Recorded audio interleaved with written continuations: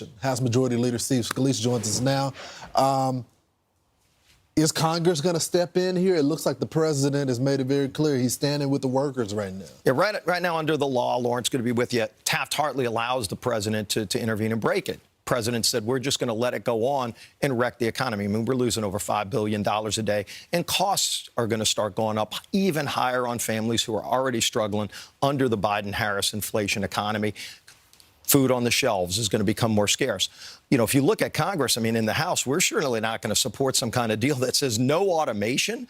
Imagine that. They want to go back to the Flintstones. I mean, I would bet you they've got more technology and automation in their homes, in their refrigerator, in their smart TV than they want to have on a dock when we're competing globally. We're not just competing one city against another. You know, you've got ports all around the world that are heavily automated, and they still have humans, by the way, who actually run the devices. These automated devices aren't running themselves, but they're already making, with overtime, over $200,000 a year in some cases. And they want to shut the economy down to get more. At some point, who pays for this? And this will add even more to inflation. There are a lot of families making $50,000 a year that are saying, please stop adding to the costs. And Biden and Harris won't do anything because they want to see those prices keep going up. What tools do y'all have? The president looks like he's going to stay out of it. He's not going to use an act. But what can you guys do to make sure this doesn't get crazy? Yeah, and I mean, look, again, if the House and Senate had some kind of close symmetry on how to resolve it, that would be one thing. There is none. You know, can you imagine us in a room with Chuck Schumer and he's siding with them saying, ban automation? You know, this isn't the 1950s. We're in 2024. We have a lot of technology that could be implemented to actually make us more efficient. Wouldn't be less jobs. It would just be more efficient jobs. And they want to block that. We're not going to support that kind of backward thinking. Mr. Leader, I've been watching what's happening in Israel, and it looks like their prime minister is going on the offense. He's taking out not just their enemies, but he's taking out our enemies as well. He's also going out there to get his hostages. The next step is Iran. What do we do there? The president was asked about what Israel should do. This is what he had to say. Watch.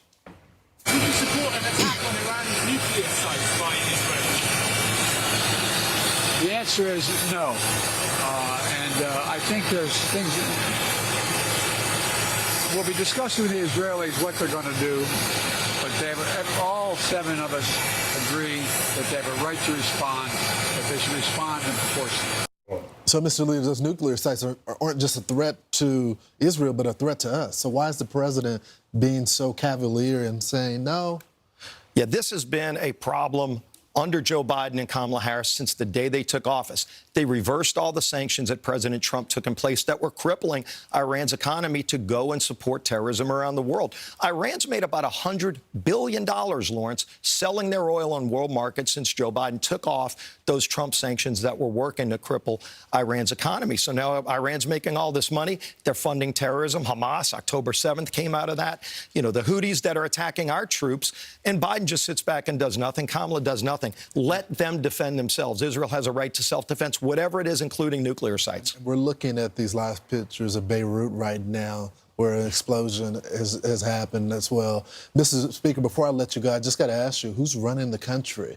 We see Joe Biden on the beach. He comes to the White House whenever he wants to. Kamala Harris is on the campaign trail. The cabinet members are just on the Sunday shows as allies of Kamala Harris. You're in leadership of our government, but who's running the country right now? Yeah, it's a really scary thought. You know, when you look at some of the bills we passed bills to secure the southern border. Joe Biden came out, said he's against it. Kamala Harris said she's against it. We have bills to produce our own American energy so we don't need to give Iran and Russia billions of dollars a month. President Biden and Kamala Harris oppose that. So, you know, you see a clear divide. The country's going to speak really loudly on this. And I think J.D. Vance said it best at the debate the other night. You know, Kamala Harris talks about what she'd do on the first day. Kamala Harris's first day was 1,400 days ago. And look at the results. The world's on fire. Americans can't drive to go to the grocery store, let alone put food on the table. Mr. Leader, thank you so much for giving us some Lawrence, time. great being with you.